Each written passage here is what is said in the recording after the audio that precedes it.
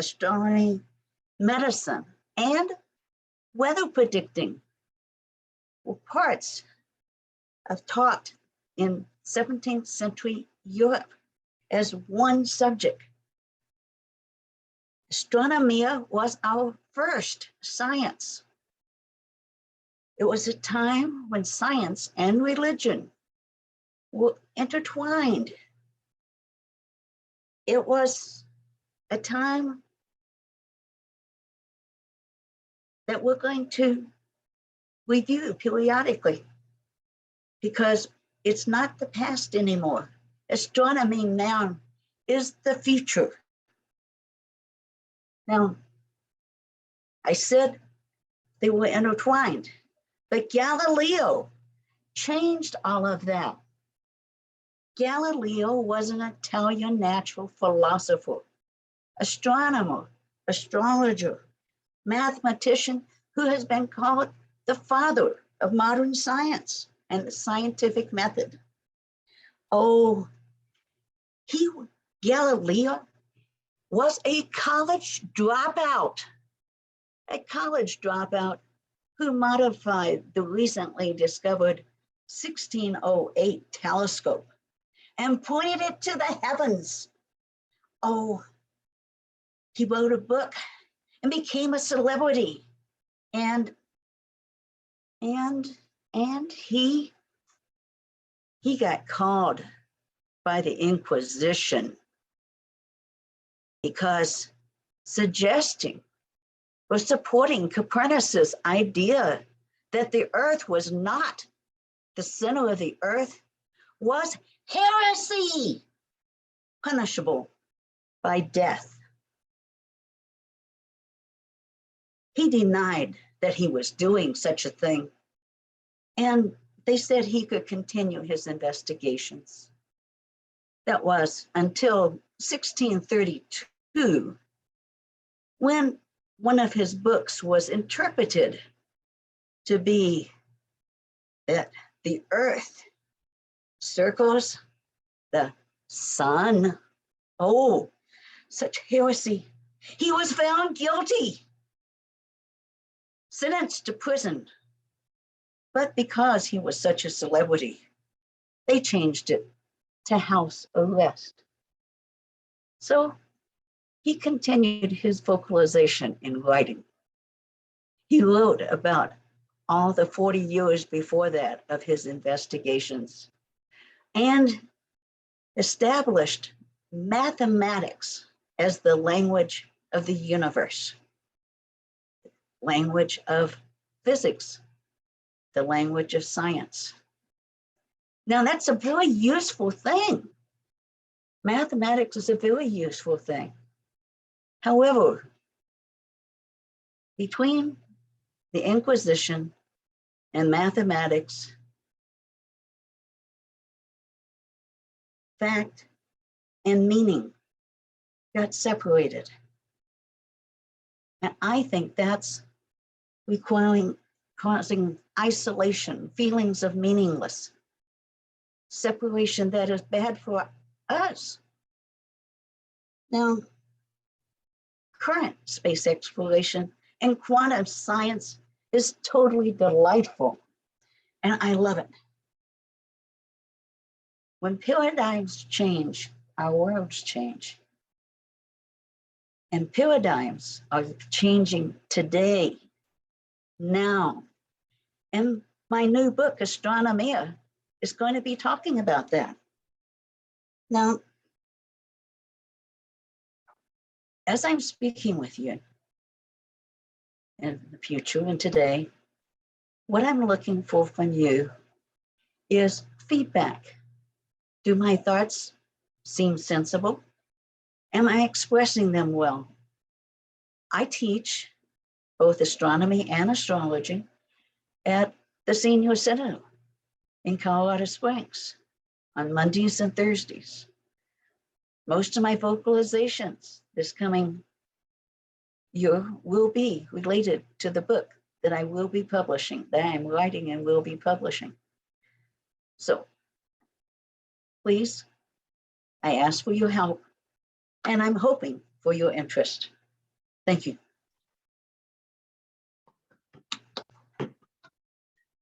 Great. That was wow, Bonnie Ann. Thank you so much. Now, let's all take a moment to write Bonnie Ann some of those love notes we're so well known for. But let's heed her request and give feedback as well. We'll just take a moment to do that. And while we do, I'm going to share a couple more doggy lingoisms.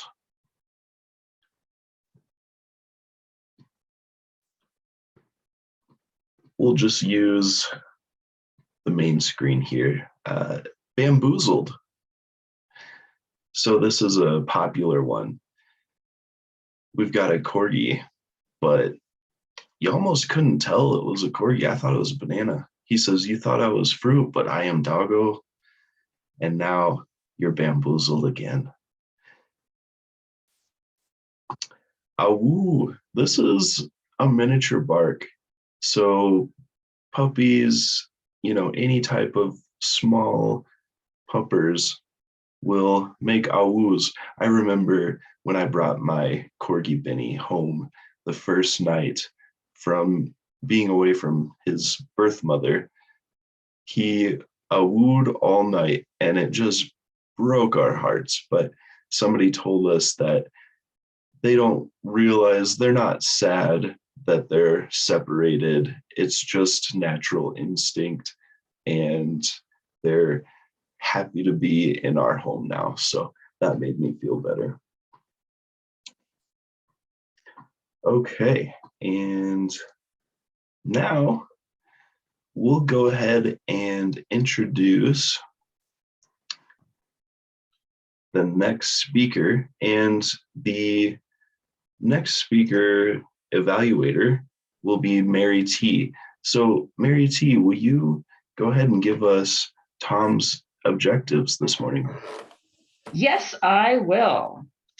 Today, Tom is going to be, as part of his objective, he's going to inspire us, but through this project, he is practicing because he wrote, and he is now going to be delivering a inspirational message.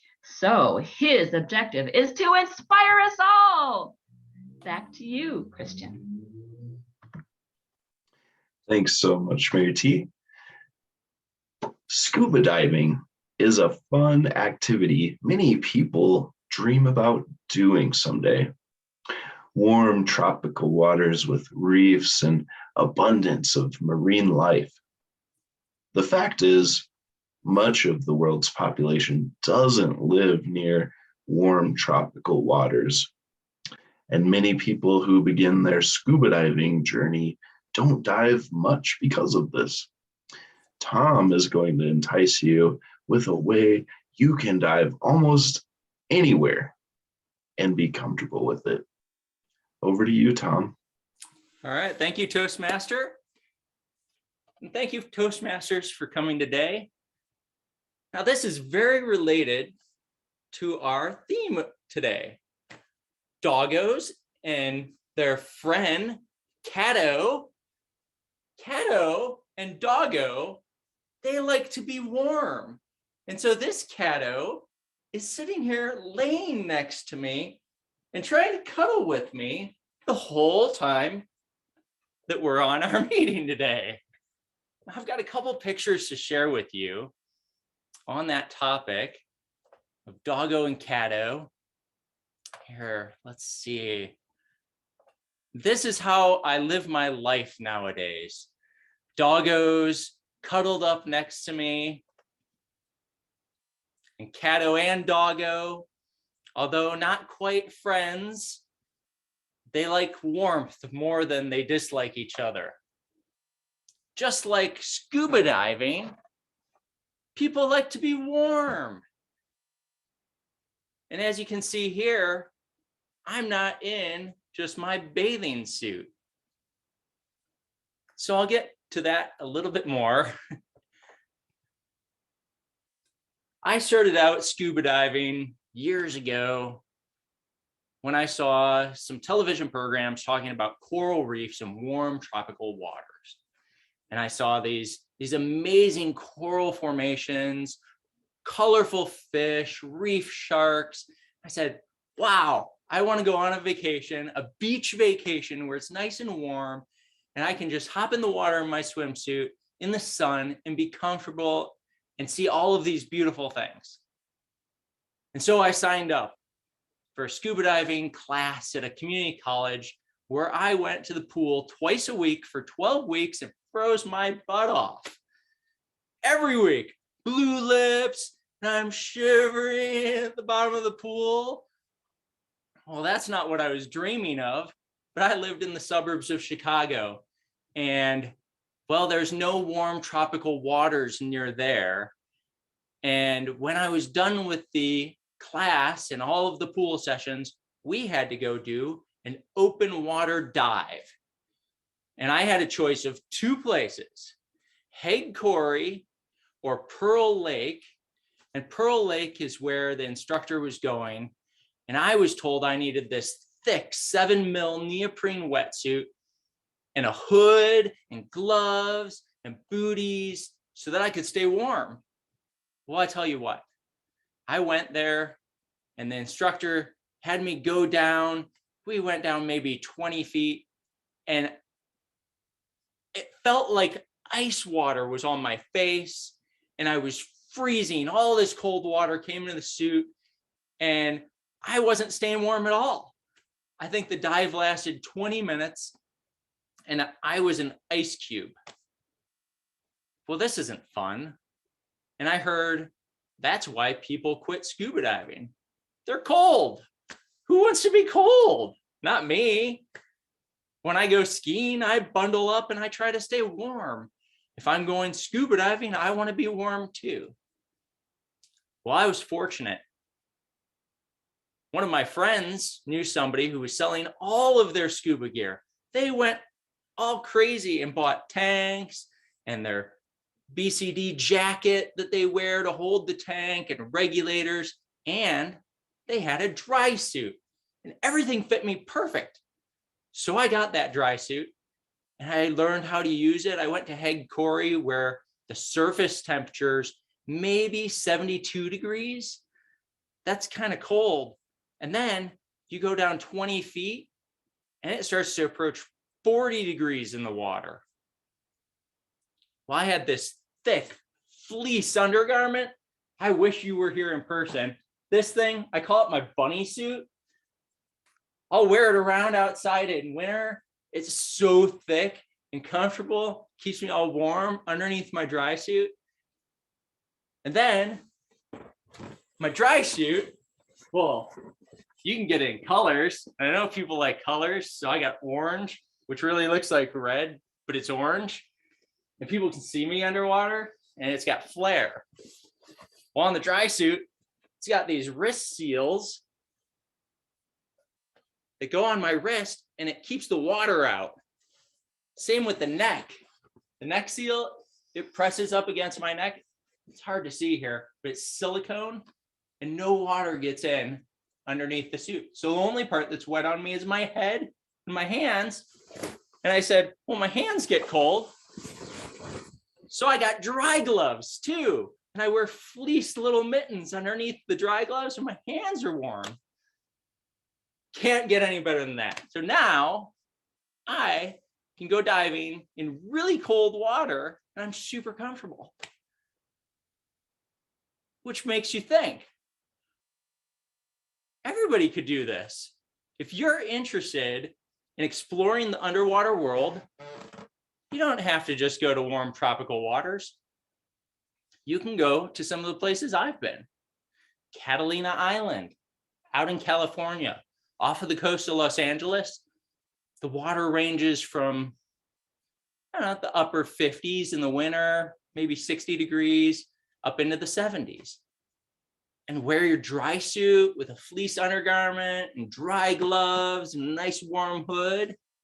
The only thing that's wet on you is maybe right around your mask. And I've stayed underwater there in 60-degree water for 3 hours, nice and toasty warm. And some of you may or may not be thinking this. Well, what if I got to pee? They have pee valves for men and women. It's the coolest thing. So you can drink all the water you want and pee all you want the entire time. The longest dive I've done was 7 hours. 7 hours. And I didn't bring any water with me.